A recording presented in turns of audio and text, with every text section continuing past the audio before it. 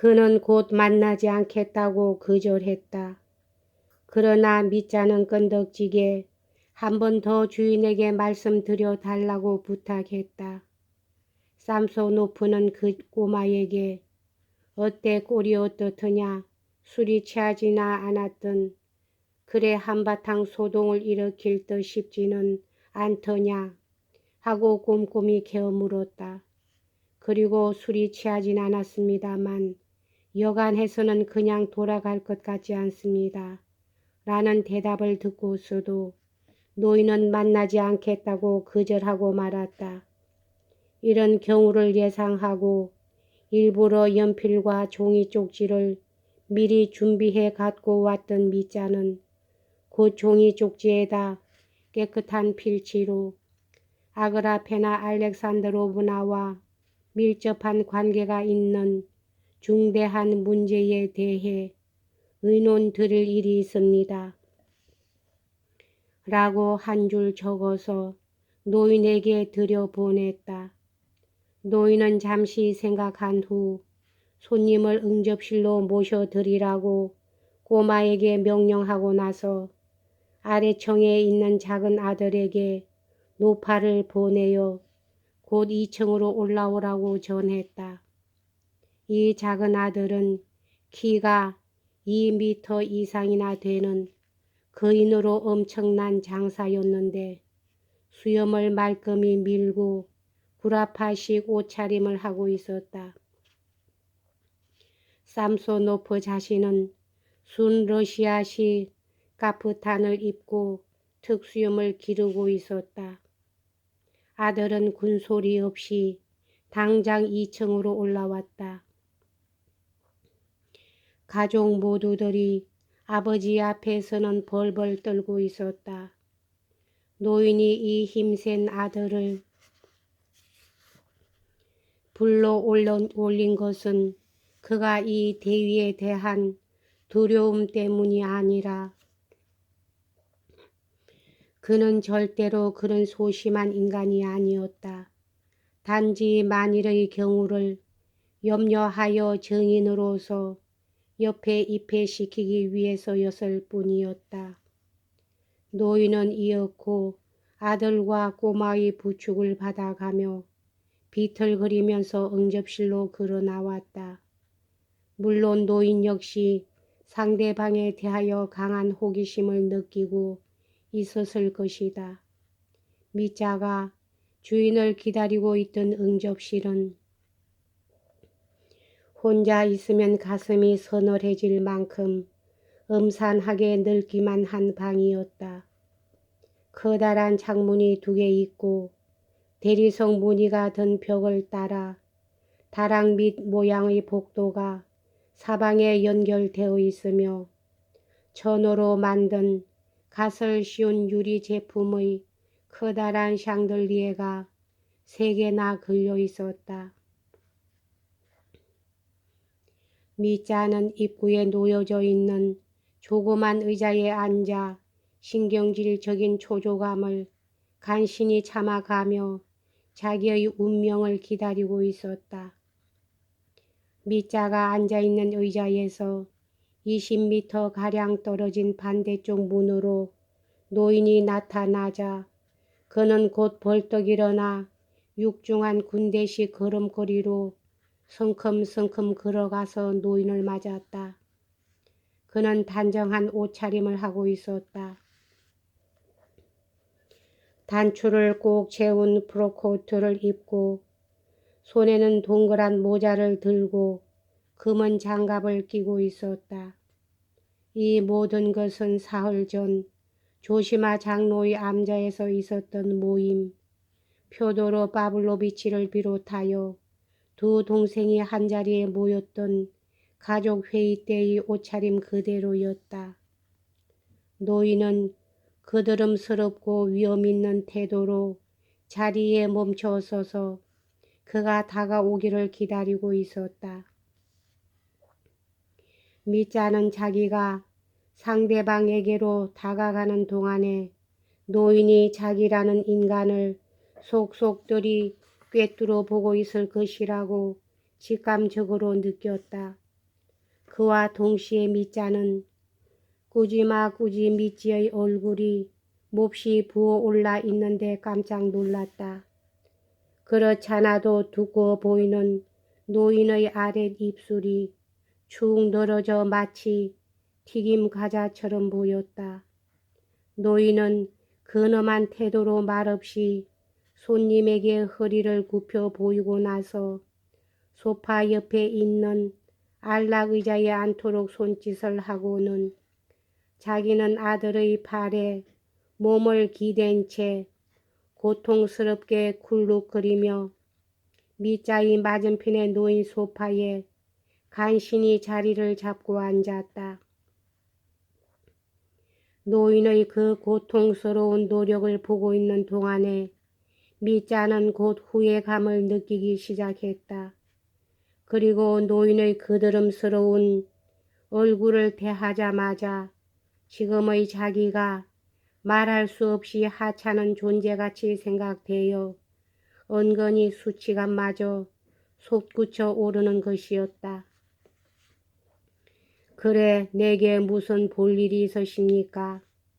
간신히 자리를 잡은 노인은 근엄하고 딱딱한 태도로 신중하게 그러나 예의를 갖춘 의조로 입을 열었다. 미자는 흠칫 놀라 벌떡 일어섰다가 다시 자리에 앉았다. 그리고는 곧 신경질적인 빠른 의조로 손짓 몸짓을 섞어가며 몹시 흥분하여 큰 소리로 말하기 시작했다. 낭떠러지 끝까지 이르러 멸망의 시면을 내려다보며 최후의 활로를 찾고 있으나 만일 그것마저 실패하면 지금 당장 투신 자살이라도 감행할 인간이라는 것은 이것만으로도 넉넉히 알 수 있었다. 삼소노프 노인도 즉각적으로 이런 모든 상황을 알아차렸을 것이다. 그러나 그의 얼굴은 여전히 조각같이 차갑기만 했다. 꾸지마 꾸지미찌, 당신께서는 아마 나와 나의 아버지 표도로 파블로비치의 분쟁에 대해 여러 차례에 걸쳐 들었을 줄 알로 압니다. 아버지가 내 앞으로 남겨준 어머니의 유산을 가로채 버렸기 때문입니다. 아시다시피 지금 읍내에서는 이 얘기로 온통 야단 법석들입니다. 왜냐하면 이곳 사람들은 너나 할 것 없이 필요치도 않은 일을 갖고 떠들어 대기를 잘 하거든요. 그리고 또 이것은 그루센카의 입을 통해서도 아니 신뢰했습니다. 아그라페나 알렉산드로브나, 내가 존경해 마지 않는 아그라페나 알렉산드로브나를 통하여 당신 귀에 들어갔을 줄 믿습니다만 미자는 입을 열자마자 첫 마디부터 말의 혼란을 일으키기 시작했다. 그러나 그의 말을 여기에 한마디 한마디 기록하는 것은 그만두고 단지 요점만을 간추려서 적기로 하겠다. 다름 아니라 3개월 전에 그는 일부러라는 말을 피하고 대신 특별히라는 말을 썼다. 현청 소재지에 있는 어떤 변호사와 상의했다는 것이다. 그 사람은 바로 유명한 변호사 파벨 파블로비치 꼬로네플로도프라는 분입니다. 당신도 아마 들으신 일이 있을 줄 압니다만 참으로 해박한 지식을 지닌 사람으로 전국적으로 손꼽힐 만한 인물이라고 해도 과언이 아니지요. 그 사람은 당신을 잘 알고 있더군요. 당신을 무척 칭찬하고 있었어요. 여기서 미자는 또 말이 막혔다. 그러나 이야기를 아주 중단하지는 않고 곤란한 점은 껑충껑충 뛰어넘으며 이야기를 점점 앞으로 끌고 나갔다. 이 꼬르네플로도프라는 변호사는 미자가 언제라도 제시할 수 있다는 정서에 관해서 세밀하게 캐묻고 여러모로 검토한 결과 정서에 관한 미자의 설명은 지극히 모호한 것이어서 그는 이 대목도 어물어물 넘겨버렸다.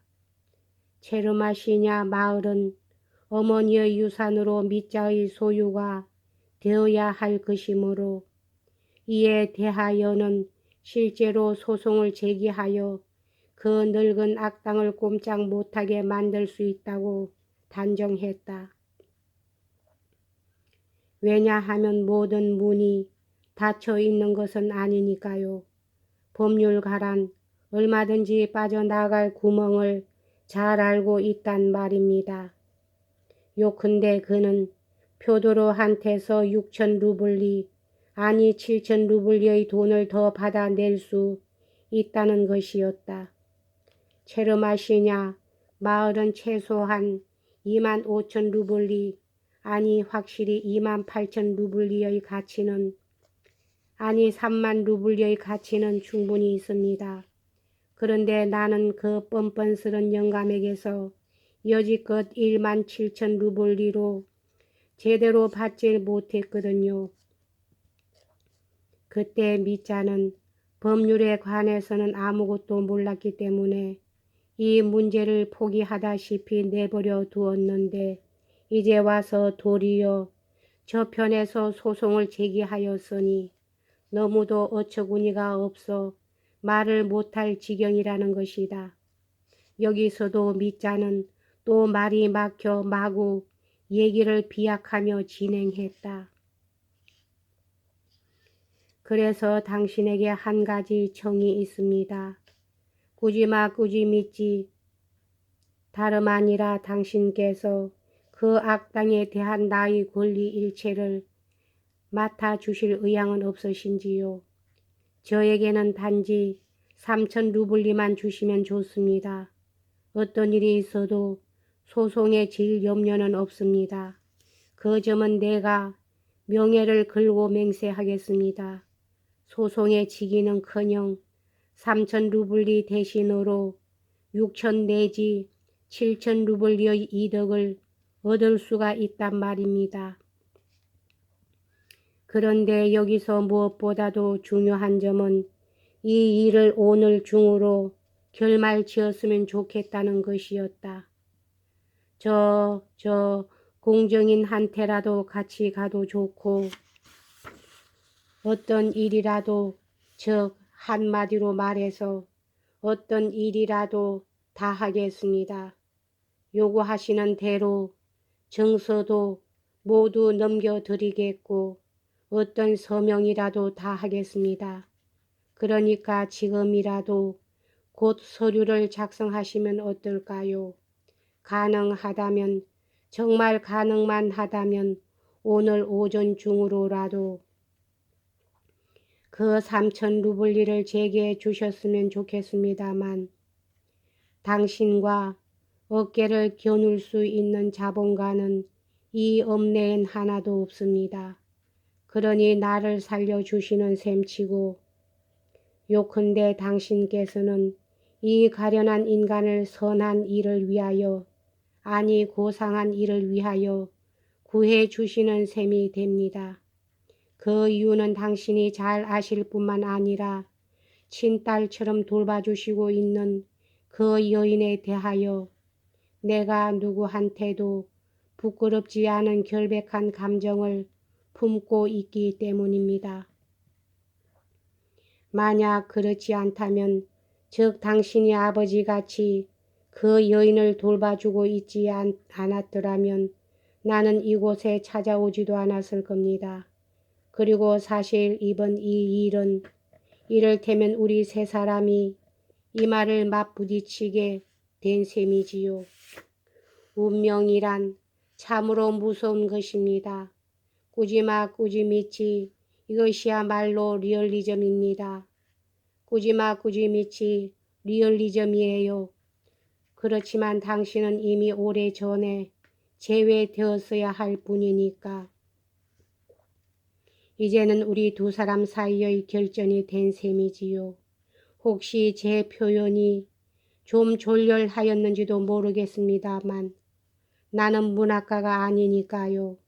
당신도 아시다시피 두 사람이란 한쪽은 나고 다른 한쪽은 그 늙은 악당이지요. 그러니 어느 한쪽을 선택해 주십시오. 나를 선택하든지 그 악당을 택하든지 이제 모든 것이 당신 손아귀에 들어 있습니다. 세 사람의 운명에 제비는 두 개밖에 없는 셈입니다. 용서하십시오. 여기까지 하겠습니다.